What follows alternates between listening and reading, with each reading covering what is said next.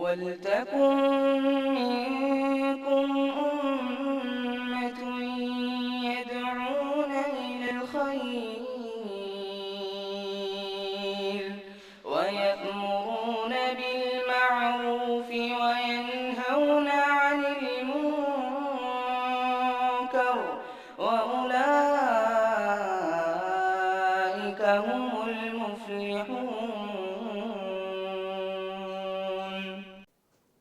السلام علیکم ورحمۃ اللہ وبرکاتہ۔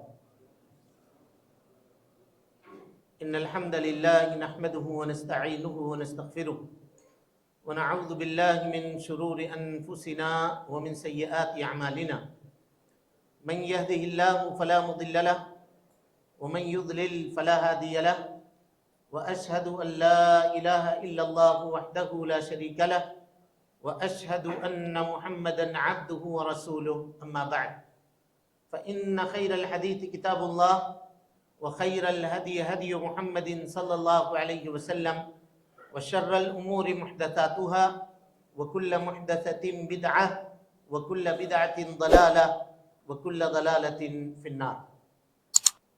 محترم حاضرین، سامعین و سامعات، دوستوں، بزرگوں اور ساتھیوں، پردہ نشین اسلامی رشتے کی مائیں اور بہنیں، کل کے درس میں سورۃ البقرہ کے ان آیتوں کی تشریح آپ کے سامنے کی گئی تھی جن میں اللہ رب العالمین نے خرچ کرنے کے اوپر لوگوں کو ابھارا ہے اور خرچ کرنے کی ترغیب دی ہے۔ یہاں پہ کہاں خرچ کیا جائے اس سلسلے میں گفتگو ہوئی ہے، تو موضوع کے تکمیل کے لیے ان آیتوں کی تشریح ساتھ میں کرنا یہ ضروری ہے، لہذا آج کے اس درس میں ہم نے ان آیتوں کا انتخاب کیا ہے تاکہ یہ موضوع کیا ہو جائے، مکمل ہو جائے، اور اس کے ساتھ کچھ کاروبار اور تجارت کے مسائل کا بھی ذکر آپ کے سامنے کیا جائے گا۔ چونکہ مال کا ذکر کیا جا رہا ہے تو مال کہاں خرچ کیا جائے یہ بتایا جا رہا ہے، تو مال کہاں سے کمایا جائے یہ بھی بتایا جانا ضروری ہے، تو اللہ تعالیٰ نے دونوں کو ایک ساتھ بیان کیا ہے۔ ذرا غور سے ان مسائل کو دیکھیے۔ اللہ تعالیٰ فرماتا ہے وَمَا أَنفَقْتُم مِّن نَفَقَةٍ أَوْ نَذَرْتُم مِّن نَذْرٍ، جو کچھ بھی تم خرچہ کرتے ہو، نفقتن نکرہ ہے، چاہے چھوٹا مال ہو یا بڑا مال ہو، کم پیسہ ہو یا زیادہ پیسہ ہو، جو کچھ بھی تم خرچہ کرتے ہو، او نذرتم من نذر، یا جو تم نظر مانتے ہو، فإن اللہ یعلمہ، اللہ رب العالمین اس کو جانتا ہے۔ خرچ کرنا تو ہم سمجھ گئے، لیکن نظر ماننا یہ کس کو کہتے ہیں؟ نظر کس کو کہتے ہیں؟ یہ طے کرنا پڑے گا پہلے۔ نظر کا اصل معنی ہوتا ہے خوف، اور آدمی جس کے لیے نظر مان رہا ہوتا ہے اس سے ڈرتا ہے، یہ لغوی معنی ہوا۔ اس کا اصطلاحی معنی ہوتا ہے کہ آدمی اپنے اوپر کچھ چیزوں کو لازم کر لے جس کو اللہ رب العالمین نے اس پر لازم نہیں کیا ہے، ٹھیک ہے؟ اس کی دو شکل ہوتی ہے یا دو قسم اس کی ہوتی ہے۔ پہلی قسم جس کو کہتے ہیں نظر تبرر یا نظر عبادہ، اس میں نظر ماننے والا کسی مقابلے کا ذکر نہیں کرتا۔ مثال کے طور پر وہ یہ کہتا ہے کہ اللہ رب العالمین کے لیے میں یہ نظر مانتا ہوں کہ میں 10 روزے رکھوں گا، ٹھیک ہے؟ کسی مقابلے کا ذکر اس نے نہیں کیا، اس کو کہتے ہیں نظر تبرر، اور اس کو نظر مطلق بھی کہہ سکتے ہیں۔ اور نظر کی ایک قسم ہوتی ہے جس کو کہتے ہیں نظر مقید۔ نظر مقید مانے اگر میرا بیٹا امتحان میں پاس ہو گیا تو میں اللہ کے راستے میں 10 مسکین کو کھانا کھلاؤں گا، یہ کیا ہوا؟ نظر مقید، ہم نے قید کر دیا۔ کس سے قید کیا؟ بیٹے کے پاس ہونے سے۔ اگر میرا بیمار ٹھیک ہو گیا تو میں غریبوں کو کھانا کھلاؤں گا، یہ ہم نے قید کر دیا کہ اگر بیمار ٹھیک ہو گیا تو۔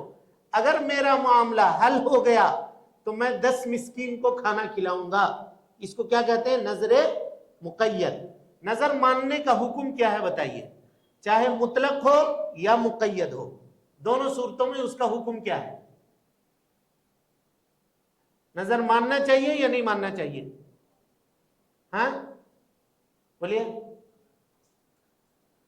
نظر ماننا چاہے مطلق ہو یا مقید ہو، دونوں صورتوں میں علماء کی صحیح قول کے مطابق حرام ہے۔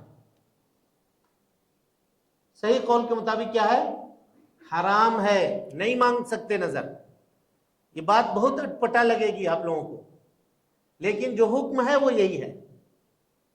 نظر ماننا کیا ہے؟ حرام ہے۔ دلیل اس کی کیا ہے؟ اللہ کے نبی جناب محمد رسول اللہ صلی اللہ علیہ وسلم نے فرمایا النذر لا یاتی بالخیر، نظر سے کوئی خیر نہیں ملتا، وانما یستخرج به من مال البخیل، اس کے ذریعے سے بخیل کا مال نکالا جاتا ہے، بس اس کے علاوہ کچھ بھی نہیں ہے۔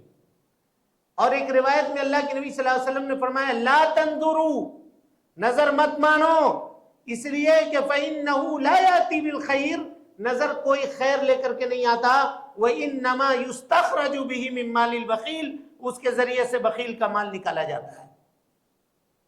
سمجھ رہے ہیں بات کو؟ سمجھ گئے؟ اب اگر کوئی آدمی نظر مانتا ہے تو نظر کا ماننے والا کیا ہوا؟ گنہگار ہوگا نظر ماننے میں۔ اور یوں ہی آپ دیکھیے شریعت میں جو چیزیں ہمارے اوپر اللہ نے واجب کی ہیں ہم انہی کو کر لے جائیں، ایکسٹرا واجب آدمی اپنے اوپر کر لے اور اس کو پورا نہ کر سکے۔ دین نام ہے آسانی کا، دین سختی کا نام نہیں ہے۔ آدمی زبردستی کی عبادتوں کو اپنے اوپر لوڈ کرتا چلا جائے اور اس کو پورا کرنے سے کیا ہو جائے؟ قاصر ہو جائے۔ اسی لیے اللہ کے نبی صلی اللہ علیہ وسلم نے کہا کہ نظر نہ مانا کرو۔ اگر مریض کو شفا یابی دینا اللہ تعالیٰ نے اس کی تقدیر میں لکھ دیا ہے تو اس کو شفا یابی ملے گی، تم اسباب اختیار کرو، لیکن نظر ماننا بیمار کے شفا یابی کے اسباب میں سے سبب نہیں ہے۔ دعا کرنا سبب ہے، علاج کروانا سبب ہے، لیکن نظر ماننا یہ سبب نہیں ہے۔ غور سے سمجھیے گا۔ لیکن اب کہیے گا تو پھر اللہ تعالیٰ کیوں کہہ رہا ہے او نذر تم من نذرین؟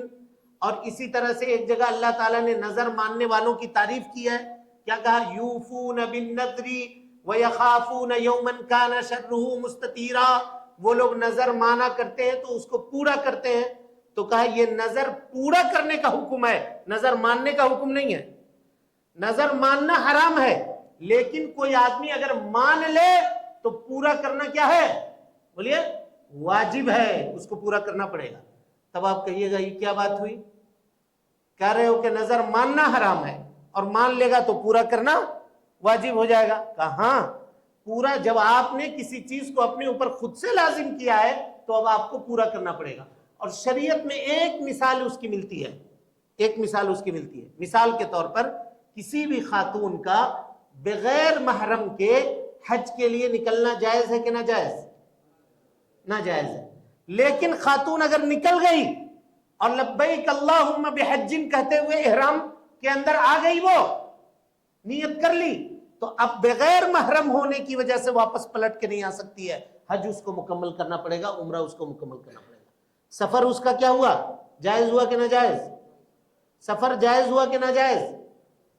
بغیر محرم کے خاتون سفر کر رہی ہے تو جائز ہوا کہ ناجائز؟ ناجائز ہوا، لیکن اس کے باوجود بھی جو عبادت اس نے شروع کر دی ہے اب اس عبادت میں وہ پیچھے پلٹ کے نہیں آ سکتی ہے۔ بالکل اسی طریقے سے جیسے نظر کا ماننا تو حرام ہے، لیکن اگر آدمی نظر مان لے تو اس کو پورا کرنا پڑے گا اگر اس نے اللہ کی نافرمانی کی نظر نہیں مانی ہے تو۔ لیکن کوئی آدمی نظر مانے کہ اگر اللہ تعالیٰ نے میرے مریض کو ٹھیک کر دیا تو میں فلاں مزار پہ جا کر کے چادر چڑھاؤں گا، تب کیا کہیں گے؟ اس کو کہیں گے نہیں، یہ نظر پوری کرنے کی ضرورت نہیں ہے۔ پھر کیا کرنا پڑے گا؟ اس کو قسم کا کفارہ دینا پڑے گا۔ کیا کرنا پڑے گا؟ قسم کا کفارہ دینا پڑے گا۔ حالانکہ امام شافعی رحمۃ اللہ علیہ اور امام مالک رحمۃ اللہ علیہ کہتے ہیں کہ نہیں، کفارہ دینے کی بھی ضرورت نہیں ہے، جب معصیت کی نظر ہے تو واقع ہی نہیں ہوئی۔ لیکن اس سلسلے میں حنابلہ کا مسلک زیادہ مضبوط اور قوی ہے کہ اللہ کے نبی صلی اللہ علیہ وسلم نے فرمایا کہ نظر کا کفارہ جو ہے وہ کفارہ یمین ہے، قسم کا کفارہ ہے۔ اور قسم کا کفارہ کیا ہے؟ اطعام 10 مساکین من اوسط ما تطعمون اہلیکم او کسوتہم، 10 مسکین کو کھانا کھلائے گا، یا نہیں تو اس کو کپڑا پہنائے گا، یا نہیں تو ایک غلام آزاد کرے گا۔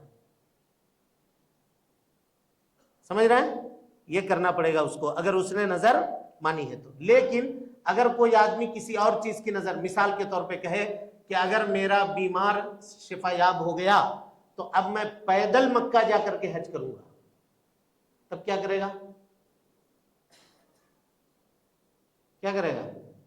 بولے پیدل والا شرط چھوڑو، جا کے حج کرو، گاڑی میں بیٹھ کے ہوائی جہاز میں سفر کر کے جاؤ اور جا کر کے حج کر کے آؤ۔ ایک آدمی کو اللہ کے نبی صلی اللہ علیہ وسلم نے دیکھا پیدل چل چل کر جا رہا ہے، کہا کاہے کو نہیں سوار ہوتے ہو سواری پہ؟ کہا نظر مانا ہے۔ کہا کہو سوار ہو جائے، سوار ہو کر کے جائے حج کرنے کے لیے، سمجھ رہے ہیں؟ تو تکلیف دے کر کے یہ معاملہ نہ کرے، چونکہ یہاں نظر معصیت کی نہیں تھی، لیکن چل کر کے جانا یہ اپنے اوپر ایکسٹرا برڈن تھا، اسی لیے اللہ کے نبی صلی اللہ علیہ وسلم نے اس کو کیا کیا؟ ختم کیا۔ نظر کا معاملہ سمجھ میں آ گیا؟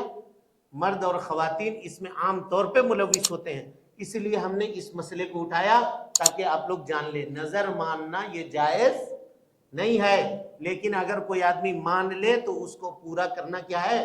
واجب ہے، اگر وہ اللہ کی معصیت اور نافرمانی کا نظر نہ ہو تب۔ اللہ تعالیٰ کہتا ہے وَمَا أَنفَقْتُم مِّن نَفَقَةٍ، جو کچھ تم خرچہ کرتے ہو اللہ کے راستے میں، او نذرتم من نذر، یا جو نظر تم مانتے ہو، فإن اللہ یعلمہ، اللہ رب العالمین اس کو جانتا ہے، اللہ تعالیٰ اس کو کیا کرتا ہے؟ جانتا ہے۔ وما للظالمین من انصار، اور ظالموں کا کوئی مددگار نہیں ہے۔ یہاں ظلم کا ذکر کیوں کیا؟ پیسے کو ناجائز راستے میں خرچ کرنا، غلط راستے میں خرچ کرنا، یہ کیا ہے؟ ظلم ہے۔ اگر اللہ کے راستے میں خرچ کرنا یہ ثواب ہے تو کوئی آدمی پیسہ لگا کر کے آرکیسٹرا کروا رہا ہے، فلم کے جو ہے ایکٹریس کو بلوا کر کے اور ایکٹر کو بلوا کر کے اور پروگرام کروا رہا ہے، ایونٹ کروا رہا ہے اور ان لوگوں کو نچوا رہا ہے اور اس پہ پیسہ لگا رہا ہے دنیا میں مالدار ایسے جو لگاتے ہیں کروڑوں روپے خرچ کر کے اپنے ولیمے میں ہیرو اور ہیروئن کو دعوت دیتے ہیں کہ آئیے ہمارے محفل کی زینت بنیے، لاکھوں روپے اس کے پیچھے لوٹاتے ہیں اور خرچ کرتے ہیں۔ ایسا کرنے والا آدمی کیا ہے؟ ظالم ہے۔ اور اللہ رب العالمین کہتا ہے کہ اللہ کے راستے کے علاوہ دوسرے راستے میں مال خرچ کرنے والا ظالم ہے، اور قیامت کے دن ایسے ظالم کا کوئی مددگار نہیں ہوگا۔ وَمَا لِلظَّالِمِينَ مِنْ أَنصَارٍ، ظالموں کا کوئی مددگار نہیں ہوگا۔ اب یہاں ایک سوال ہے، ظالم میں مشرک ہے یا نہیں ہے؟ مشرک ہے کہ نہیں ہے؟ بھائی ان الشرک لظلم عظیم ہے، تو جب اللہ کہہ رہا ہے کہ ظالموں کا کوئی مددگار نہیں ہے تو دنیا میں موحدین کے اوپر اللہ نے ان ظالموں کو تسلط کیوں دیا ہوا ہے؟ کیوں دیا ہوا ہے؟ سوال سمجھے کہ نہیں سمجھے؟ جب اللہ کہہ رہا ہے کہ ظالموں کا کوئی مددگار نہیں ہے تو ہم اگر اہل توحید ہیں تو اہل توحید کے اوپر اللہ نے ظالموں کو کیوں مسلط کیا ہوا ہے؟ ہر جگہ پر آپ جا کر کے دیکھ لیجئے، جہاں کہیں پوری دنیا پہ یہودیت کا قبضہ ہے، مشرک ہے یا نہیں ہے؟ ظالم ہے یا نہیں ہے؟ کیوں غلبہ پائے ہوئے؟ کیوں غلبہ پائے؟ اس میں ہماری کوتاہی ہے۔ کس کی کوتاہی ہے؟ ہماری کوتاہی، ہماری بدعمالیوں کے نتیجے میں یہ معاملہ ہوا ہے۔ ورنہ جو قوم مغضوب علیہ ہے، جس کے اوپر اللہ کا غضب نازل ہوا، اور وہ قوم جو ضلالت و گمراہی میں چلی گئی، وہ خیر امت کے اوپر کیسے مسلط ہو سکتی ہے؟ کنتم خیر امت اخرجت للناس، تم بہترین امت ہو جس کو اللہ رب العالمین نے لوگوں کے لیے نکالا ہے۔ اگر اس کے اوپر دوسرے لوگ مسلط ہوئے، اس کا مطلب یہ ہے کہ ہماری خیریت کے اندر کمی ہے، اور کمی کہاں ہے اس کو تلاشنے کی ضرورت ہے اور اس کو حل کرنے کی ضرورت ہے۔ جس دن اس کو ہم نے حل کر لیا اور کمی پکڑ لی اور اس راستے کو بند کر دیا، انشاءاللہ غلبہ اللہ رب العالمین اس کو عطا کرے گا۔ ایک معنی تو اس کا یہ ہے، اور دوسرا معنی یہ ہے کہ اللہ تعالیٰ ظالم کو چھوٹ دیتا ہے کہ وہ ظلم کرے اور ظلم کرے، اور جب اس کا پاپ کا گھڑا بھر جائے گا تو پھر اللہ رب العالمین اس کو مضبوطی کے ساتھ پکڑے گا اور پکڑ کر کے اس کو بیخ و بن سے اکھاڑ پھینکے گا اور اس کے قدموں کو اکھاڑ دے گا، اور پھر اس کا کوئی مددگار نہیں ہوگا۔ وَمَا لِلظَّالِمِينَ مِنْ أَنصَارٍ۔ اس کے بعد اللہ نے خرچ کرنے کے طریقے کو بیان کیا۔ ان تبدوا الصدقات فنعما ہی، اگر تم دکھا کر کے صدقہ دو تو بھی تمہارے لیے بہتر ہے، دکھا کر کے صدقہ دو۔ ریا کا خطرہ نہ ہو، اگر انسان کو ریاکاری کا خطرہ نہ ہو تو آدمی چاہیے کہ وہ دکھا کے صدقہ کر سکتا ہے۔ اور بعض علماء نے کہا کہ یہاں دکھا کے صدقہ کرنے کی جو بات ہے وہ فرض زکوٰۃ کے اوپر ہے۔ کیوں؟ اس لیے کہ لوگوں کو پتا ہوتا ہے کہ یہ آدمی مالدار ہے، یہ آدمی مالدار ہے۔ پھر بھی کس کے پاس کتنا کیش ہے اسلام یہ جاننے کی اجازت نہیں دیتا۔ یہ بات غور سے سمجھیے، ہر ایک مسئلے کو ایک مسئلے کو سمجھیے گا۔ یعنی کوئی آدمی اگر یہ کہے کہ آپ زکوٰۃ کے 30% لا کر کے یا 35% یا 50% لا کر کے ہمیں دیجئے اپنے زکوٰۃ کا، اور آپ اس کو لے جا کر کے دے رہے ہیں، کہہ رہے ہیں کہ یہ 50% ہے، وہ حساب لگا کر کے بتا دے گا کہ آپ کے پاس کتنا مال ہے یا نہیں؟ اسلام اس کو اجازت نہیں دیتا۔ جو مال کیش کی شکل میں ہے، جو سونے اور چاندی کی شکل میں ہے، وہ جاننے کی اجازت کسی کو بھی نہیں ہے۔ رہی بات وہ مال جس کو ہم چھپا نہیں سکتے، جیسے اونٹ ہے، گھوڑا ہے، گاڑی ہے، گاڑی کا کوئی آدمی تجارت کرتا ہو تو اگر یہ چیزیں ہیں تو یہ سب کے نگاہوں کے سامنے ہے۔ بکری ہے تو ہم بکری کو کہاں تالا لگا کے رکھیں گے؟ باہر رکھیں گے کہ نہیں؟ ہر آدمی دیکھے گا کہ ماشاءاللہ کتنی کس کی بکریاں ہیں بھائی، 1000 بکریاں فلاں صاحب کی ہے، ماشاءاللہ 200 گائے ہیں، کس کے ہیں؟ ماشاءاللہ 400 گھوڑے ہیں، کس کے ہیں؟ اس کو چھپا نہیں سکتے۔ تو یہ زکوٰۃ جو گھوڑے بکری کی مویشی کی نکلے گی، اناج کی نکلے گی، کہ وہ دکھا کے نکالو کیونکہ لوگوں کو پتا ہے، لیکن کیش کا جو نکلے گا اس کو کیا کرنا ہے؟ چھپا کے نکالنا ہے، کیونکہ کوئی نہیں جانتا۔ لیکن صحیح بات اس سلسلے میں یہ ہے کہ آدمی فرض نکال رہا ہو یا نفل نکال رہا ہو، اگر مصلحت یہ ہے کہ ہم دکھا کے نکالیں تو دکھا کے نکال سکتا ہے۔ اور اس پہ علماء نے ایک بات ذکر کیا ہے، کہا کہ ایک آدمی مالدار ہے، چھپا کے خرچ کرتا ہے، لوگ اس کے بارے میں بات کرتے ہیں کہ یار اتنا بڑا مالدار آدمی ہے، کبھی اس کو دیکھا نہیں کہ یہ کسی غریب کو پیسہ دیتا ہے، لگتا ہے یہ بخیل ہے، لگتا ہے یہ کنجوس ہے، لوگ ایسے بات کرتے ہیں۔ تو اپنے سے ملامت کو دور کرنے کے لیے بھی اللہ رب العالمین کے رضامندی کی نیت سے اگر وہ آدمی کوئی خرچہ کرتا ہے تو بھی جائز ہے دکھا کے خرچ کرنا۔ سمجھ میں آ رہی بات؟ تاکہ اس سے ملامت دور ہو، لوگ اس کو سمجھ رہے ہیں کہ یہ بخیل ہے، جبکہ وہ بخیل نہیں ہے، تو دکھا کے خرچہ کرے تاکہ لوگ جان جائیں کہ یہ خرچ کرتا ہے، اور جو ملامت اس کے پیٹھ پیچھے باتیں کرتے ہیں وہ بات کرنا لوگ کیا کر دیں؟ بند کر دیں۔ ایسا کرنا بھی جائز ہے۔ اسی کو اللہ نے کہا ان تبدوا الصدقات فنعما ہی وان تخفوها، اور اگر تم اس کو پوشیدہ رکھتے ہو، چھپا کے رکھتے ہو، وتؤتوها الفقراء، اور فقیر کو دیتے ہو، فهو خیر لکم، تو یہ تمہارے لیے بہتر ہے۔ چھپا کے آدمی دے، اور یہ دونوں کے لیے بہتر ہے، فقیر کی عزت بھی باقی رہے گی اور دینے والے کو ریاکاری کا خوف اور خطرہ بھی نہیں ہوگا، دونوں کے لیے بہتر ہے۔ وَيُكَفِّرْ عَنْكُمْ مِنْ سَيِّئَاتِكُمْ، صدقہ و خیرات کرنے سے اللہ رب العالمین لوگوں کے گناہوں کو معاف کر دیتا ہے۔ اور اللہ کے نبی صلی اللہ علیہ وسلم نے فرمایا کہ صدقہ گناہوں کو اس طرح سے جلا دیتی ہے اور ختم کر دیتی ہے جس طرح سے لوہا کے زنگ کو آگ جلا کر کے ختم کر دیتی ہے۔ جس طرح زنگ لگے ہوئے لوہے کو آدمی بھٹی میں ڈال دے اور نکال کر کے اس کو ٹھوک دے، سارے زنگ اس کے کیا ہوتے ہیں؟ جھڑ جاتے ہیں۔ کا صدقہ سے انسان کے گناہ کیا ہوتے ہیں؟ اس طرح سے جھڑ جاتے ہیں۔ اسی کو کہا وَيُكَفِّرُ عَنْكُمْ مِنْ سَيِّئَاتِكُمْ وَاللَّهُ بِمَا تَعْمَلُونَ خَبِيرٌ۔ اس کے بعد اللہ رب العالمین نے اللہ کے نبی صلی اللہ علیہ وسلم کو کیوں ڈھارس بندھوایا ہے۔ نبی صلی اللہ علیہ وسلم پریشان رہا کرتے تھے کہ ہم اتنی دعوت و تبلیغ کر رہے ہیں، یہ لوگ مسلمان کیوں نہیں ہوتے ہیں؟ اسی کے جانب اللہ نے اشارہ کیا کہ لَيْسَ عَلَيْكَ هُدَاهُمْ، اے اللہ کے نبی صلی اللہ علیہ وسلم آپ ان کو ہدایت نہیں دے سکتے، وَلَكِنَّ اللَّهَ يَهْدِي مَن يَشَاءُ، اللہ جسے چاہے گا اسے ہدایت دے گا۔ آپ کیوں پریشان ہوتے ہیں؟ آپ کا کام یہ ہے کہ آپ حق بات لوگوں تک پہنچا دیجئے، وہ مانتے ہیں نہیں مانتے ہیں باقی بات ہم دیکھ لیں گے۔ لَيْسَ عَلَيْكَ هُدَاهُمْ وَلَكِنَّ اللَّهَ يَهْدِي مَن يَشَاءُ۔ اب اس کے بعد پھر خرچ کی طرف لوٹا، وَمَا تُنْفِقُوا مِنْ خَيْرٍ فَلِأَنفُسِكُمْ، جو کچھ بھی تم خرچہ کرتے ہو یہ کس کے لیے کرتے ہو؟ اپنے لیے کرتے ہو۔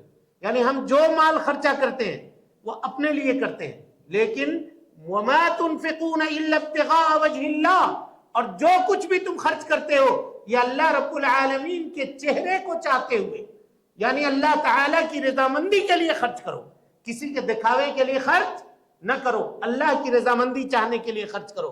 وَمَا تُنْفِقُوا مِنْ خَيْرٍ، جو کچھ بھی مال تم اللہ کے راستے میں خرچ کرتے ہو، يُوَفَّ إِلَيْكُمْ وَأَنْتُمْ لَا تُظْلَمُونَ، اللہ رب العالمین بھرپور تم کو بدلہ دے گا اور تمہارے ساتھ کوئی ظلم نہیں کیا جائے گا، تمہارے اوپر ذرہ برابر بھی ظلم نہیں کیا جائے گا۔ جو خرچہ کر رہے ہو اللہ رب العالمین اس کا بھرپور بدلہ تم کو دنیا میں بھی عطا کرے گا اور آخرت میں بھی عطا کرے گا، تمہارا اجر کہیں پر بھی ضائع نہیں ہوگا۔ اب اتنی باتیں بتانے کے بعد اللہ تعالیٰ خرچ کس پر کرنا چاہیے یہ بتلا رہا ہے۔ لِلْفُقَرَاءِ الَّذِينَ اُحْصِرُوا فِي سَبِيلِ اللَّهِ، ان فقیروں کو دو اپنا مال، الَّذِينَ اُحْصِرُوا فِي سَبِيلِ اللَّهِ، جو اللہ کے راستے میں روک دیے گئے، اللہ کے راستے میں روک دیے گئے، یعنی ایک آدمی ٹھیک ٹھاک تھا، اچھا تھا، اپاہج ہو گیا، ہاتھ کٹ گیا اس کا، میدان جنگ میں گیا اور ایک پاؤں کٹ گیا اس کا یا ایک ہاتھ کٹ گیا، اب وہ کما نہیں سکتا، جا نہیں سکتا، محنت اور مزدوری نہیں کر سکتا، تو اس فقیر کو کیا کرنا ہے؟ مال دینا ہے۔ اچھا یہاں دیکھیے اللہ نے کہا للفقراء، فقیر مانے، فقیر کے مانے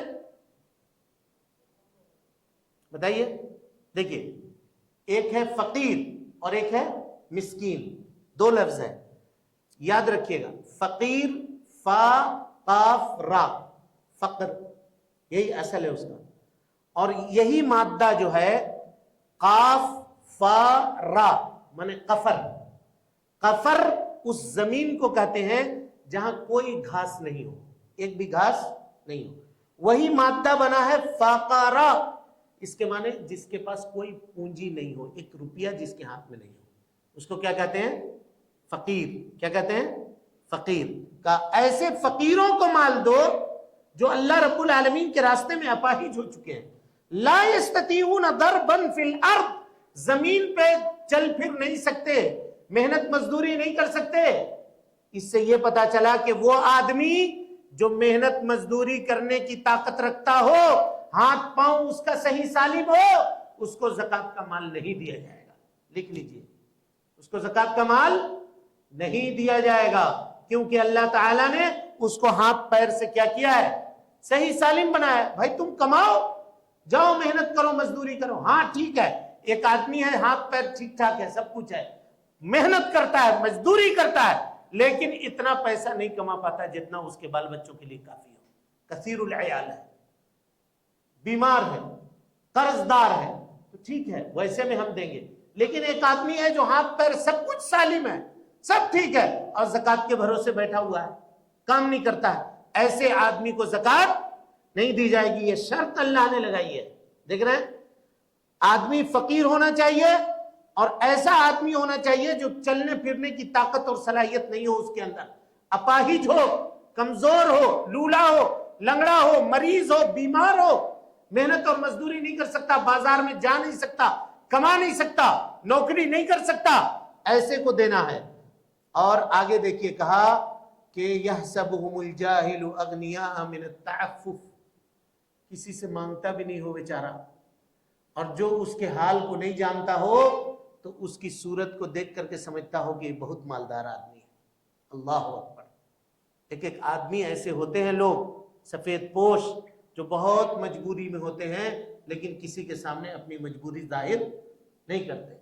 اب مومن کی فراست یہ ہوتی ہے کہ وہ اس کے چہرے کو دیکھ کر کے پتہ لگا لے کہ یہ آدمی کسی پریشانی میں یا کسی میں مبتلا ہے، کپڑا ٹھیک ٹھاک پہنے گا، پہن کر کے آکے بیٹھے گا، سب معاملہ ٹھیک ٹھاک ہے اس کا، لیکن کبھی کسی سے اپنا دکھڑا نہیں سنائے گا، اپنی باتیں بیان نہیں کرے گا۔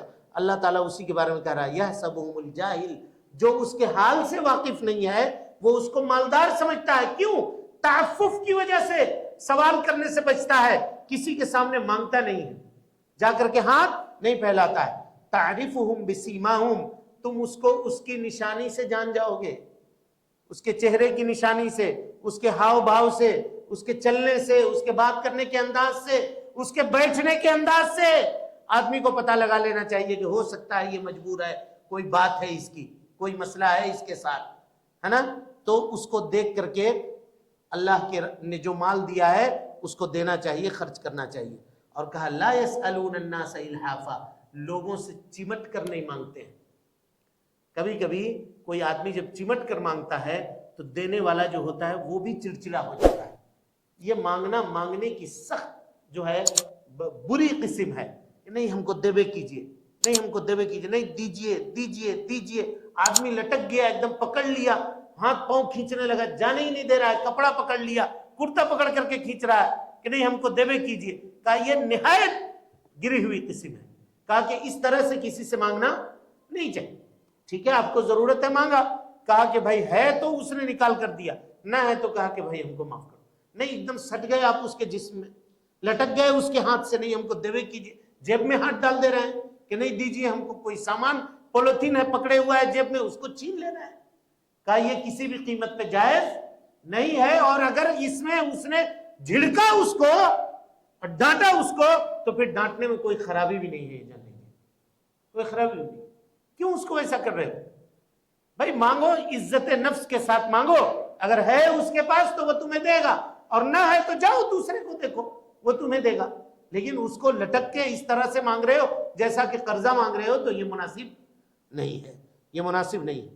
کہ وما تنفقوا من خیر فإن اللہ بہ علیم، جو کچھ تم اللہ کے راستے میں خرچ کرتے ہو اللہ رب العالمین اس کو جانتا ہے. اس کے بعد اللہ کہتا ہے الذین ينفقون اموالهم، جو لوگ اللہ کے راستے میں اپنے مالوں کو خرچ کرتے ہیں باللیل والنہار، رات اور دن، رات اور دن، سرا وعلانیہ، دکھا کر کے بھی خرچ کرتے ہیں، چھپا کر کے بھی خرچ کرتے ہیں.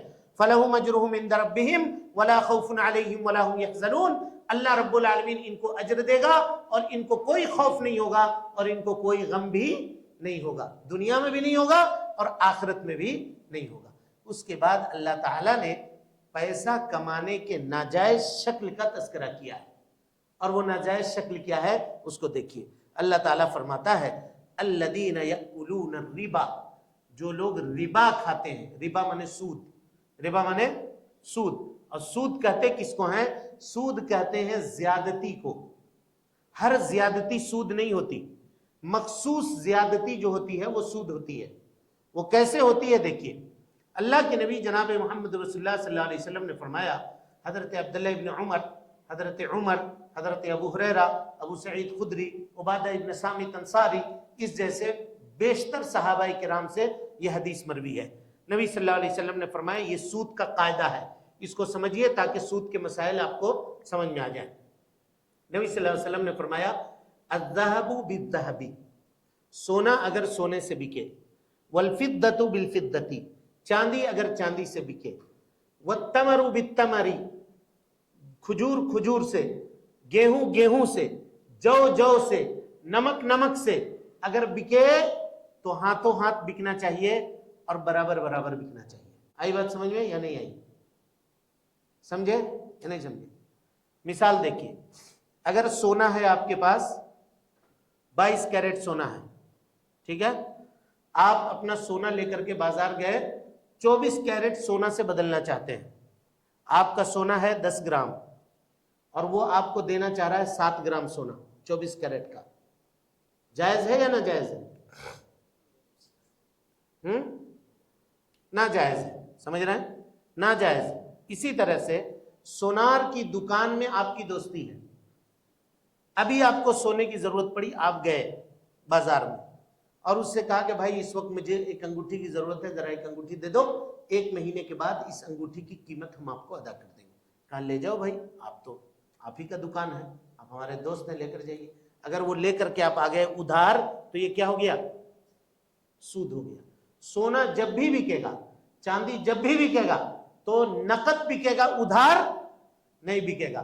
اور جب بھی بکے گا برابر برابر بکے گا، کم اور زیادہ نہیں بکے گا. آپ کے پاس پرانی انگوٹھی ہے، مثال دے رہا ہوں 10 گرام کی، دکان میں لے کر گئے اس کو بیچنے کے لیے، اس نے وزن لگایا، وزن کرنے کے بعد کہا 10 گرام تو ہے لیکن اس میں میکنگ چارج اور فلاں اور ہول مارک اور یہ کاٹ کر کے ہم 9 گرام اس کو بناتے ہیں، 9 گرام. تو اگر ہمارا ہے 10 گرام اور وہ قیمت لگا رہا ہے کتنے کی؟ 9 گرام کی، تو آپ کہہ رہے ہیں کہ ٹھیک ہے تو 10 گرام کی ایک انگوٹھی ہم کو دے دو اور 1 گرام کا پیسہ ہم دے دے رہے ہیں آپ کو. یہ سود ہوگا. کیا ہوگا؟ سود ہوگا. تب رہا کہ اس کو بیچا کیسے جائے گا؟ تو آپ کہیے کہ 9 گرام تم خریدو ہم سے. کتنا قیمت ہے؟ لاؤ. پورا پیسہ آپ کو دے گا، کیش لے لیجئے، گن کر کے رکھ لیا اپنے پاس. اب اس کے بعد کہیے کہ آپ دکھاؤ تمہاری انگوٹھی. وہ دکھایا انگوٹھی، تولا، وزن کیا، 10 گرام ہوا. اب یہ جو پیسہ آپ نے لیا ہے 9 گرام کا، اس میں اپنے جیب سے بٹوے سے پیسہ نکالیے اور نکال کر کے اس میں ایڈ کر کے جو پیسہ گھٹ رہا ہے اس کو دیجئے. دے کر کے وہ انگوٹھی لے کر کے آئیے. تب جا کر کے یہ کیا ہوگا؟ جائز ہوگا. سمجھ میں آئی بات یا نہیں آئی؟ اور اگر ایسا کیا ہے تو یہ سود ہوگا. یہ جو کمپنیاں آفر نکالتی ہیں، کہتی ہیں کہ ہر روز ہر مہینے 1,000 لا کر کے جمع کرو اور اتنے دن تک جمع کرنے کے بعد ہم تمہیں اتنا گرام سونا دے دیں گے. سود ہے، قسم اللہ کی سود ہے. اور لوگ اس پہ خوب تجارت کرتے ہیں، خوب کر رہے ہیں. آفر فلاں یہ والے نے نکالا ہے، اس کمپنی نے نکالا ہے، اس کمپنی نے نکالا ہے، اور ڈیلی 200 روپیہ یا ڈیلی 500 روپیہ یا ڈیلی 1000 روپیہ کر کر کے لگا رہے ہیں اور لاسٹ ٹائم میں اس سے سونا اٹھا کر کے لے کر کے آ رہے ہیں. یہ کیا ہے؟ ناجائز ہے. سمجھ میں آ رہی بات؟ اسی طریقے سے کرنسی، نوٹ کی حیثیت سونے اور چاندی کی ہے. اگر کوئی آدمی، میرا نوٹ ہے، ہمارے پاس 500 روپے کا نوٹ ہے، ہم آپ سے جا رہے ہیں، کہہ رہے ہیں کہ میاں ہمیں 10 روپے کا نوٹ چاہیے، 500 روپے. اب کہیے گا ٹھیک ہے دیں گے تو، لیکن اس میں بٹا کٹے گا. ہر 100 روپیہ پہ 10 روپیہ کاٹ لیں گے. ہر 100 روپیہ پہ 10 روپیہ کاٹ لیں گے، یعنی 500 کا 450 تم کو دیں گے. یہ کیا ہو جائے گا؟ بولیے. سود ہو جائے گا. یہ سود ہو جائے گا. تب کا برابر پورا دینا پڑے گا. 500 دیا تو 500 دینا پڑے گا. 500 دیا تو 500 دینا پڑے گا. اسی طریقے سے کسی کا نوٹ کٹا ہے، کسی کا نوٹ پھٹا ہے، 500 روپیہ کا نوٹ 2 ٹکڑا ہو گیا، بازار میں لے کر گئے، 400 روپیہ میں اس نے خرید لیا، آپ سے 400 دے دیا، وہ جا کر کے ریزرو بینک میں اس کو بدلے گا. یہ جائز ہے کہ ناجائز ہے؟ کہ حرام ہے. نوٹ اگر 500 کا ہے تو 500 ہی دینا پڑے گا. تب کہیے گا یہاں تو اب یہاں مت بدلیے، چل جائیے ریزرو بینک اور جا کر کے ریزرو بینک میں اس کو دیجئے، وہ 500 روپیہ آپ کو دے گا، وہاں سے لے کر کے آ جائیے. سمجھ میں آ رہی بات یا نہیں آ رہی ہے؟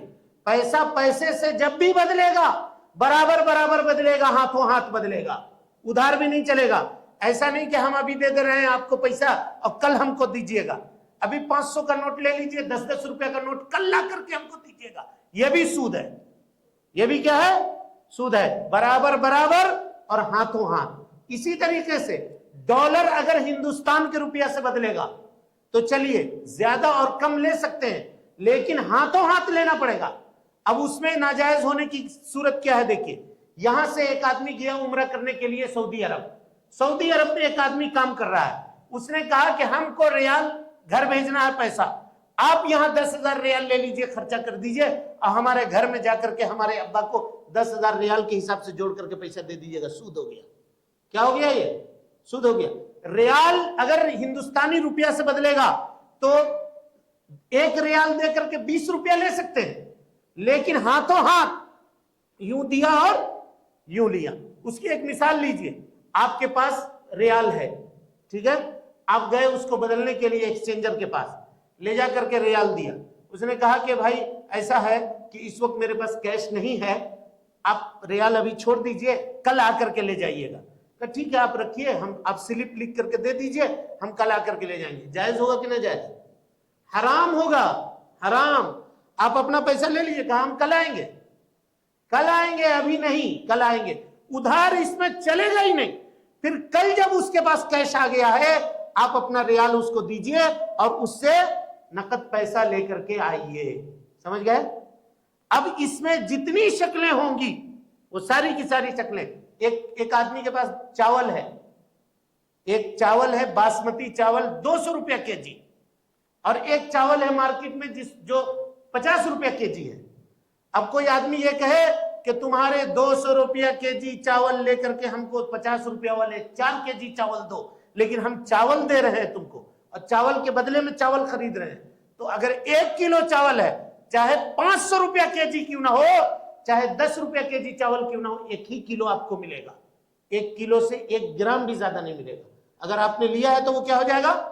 حرام ہو جائے گا. تب آپ کہیے گا تب تو ہم کو نقصان ہوگا. میرا 500 روپیہ کے جی تھا. ہم بولے بہت اچھا, آپ 500 روپیہ بیچ دو, بیچو اس سے 500 روپیہ پیسہ لے لو, اور پیسہ لینے کے بعد اب اس میں سے آپ پیسہ دے کر کے 10 روپیہ کے جی کا خریدیے, 50 روپیہ کے جی کا خریدیے, 30 روپیہ کے جی کا خریدیے, خریدتے رہیے. کون منع کرتا ہے؟ سمجھ میں آ رہی بات یا نہیں آ رہی؟ یہی ہے سود. اب اس کی کتنی شکلیں معاشرے کے اندر, سماج کے اندر رائج ہے جو آدمی بتا نہیں سکتا. سود کے بارے میں شیخ الاسلام ابن تیمیہ رحمۃ اللہ علیہ لکھتے ہیں کہ شرک کے بعد یہ اتنا بڑا گناہ ہے کہ جتنی سخت وعید اللہ نے اس سلسلے میں نازل فرمائی ہے کسی اور چیز کے سلسلے میں نازل نہیں فرمائی. وہ وعید بتا کر کے ہم بات کو ختم کرتے ہیں. اللہ تعالیٰ فرماتا ہے اے ایمان لانے والو, جو سود تمہارے ذمے ہے اس سود کو چھوڑ دو, چھوڑ دو. اور اگر تم ایسا نہیں کرتے ہو فَأْذَنُوا بِحَرْبٍ مِّنَ اللَّهِ وَرَسُولِهِ, اللہ اور اس کے رسول سے جنگ کرنے کے لیے ریڈی ہو جاؤ, تیار ہو جاؤ. جو اللہ اور اس کے رسول سے جنگ کرے گا جیت پائے گا؟ بتائیے, کبھی جیت پائے؟ بظاہر یہ لگے گا کہ ہمارا مال بڑھ رہا ہے, لیکن مال بڑھ نہیں رہا ہے, وہ مال کے اندر گھاٹا ہو رہا ہے, کیونکہ اللہ کہتا ہے کہ ہم صدقہ کو بڑھاتے ہیں, سود کو مٹاتے ہیں. اور جس کو اللہ تعالیٰ مٹانے کی بات کرتا ہو وہ بات کیسے بڑھ سکتی ہے؟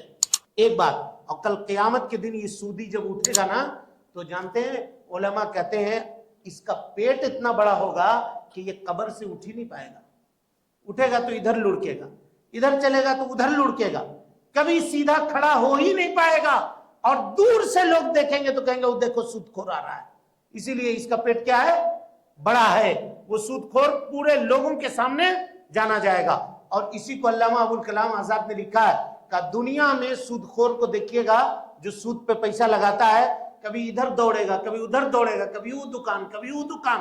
ارے تم کہاں باقی دیا نہیں, تم کہاں دیا نہیں, تمہارا باقی ہے اتنا دن سے, تمہارا یہ پریشان رہے گا وہ سود وصولنے میں. کہا جیسے یہاں پریشان رہے گا ویسے وہاں اللہ تعالیٰ اس کو پریشان کر کے چھوڑے گا.